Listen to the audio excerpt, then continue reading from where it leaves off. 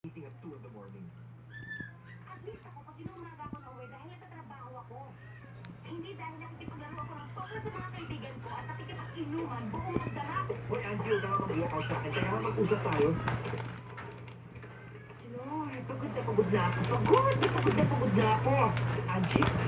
Jen, utang na loob naman. Pwede ba huwag mo muna ako kausapin? Ma-high blood ako. Hindi ako makakatulog. Kailangan ko matulog. Eh, baka nagkakagulo na tayo na hindi tayo matutulog na hindi resolve ang issues natin. Pwede huwag muna ngayon? Pwede huwag muna ngayon, Jen? Kasi pagod ako talaga eh. Yung pagod ko, andito na.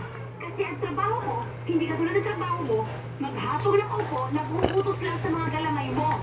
Okay, sige. Follow me. Okay, fine to fine. Bebe! Sila pa mo.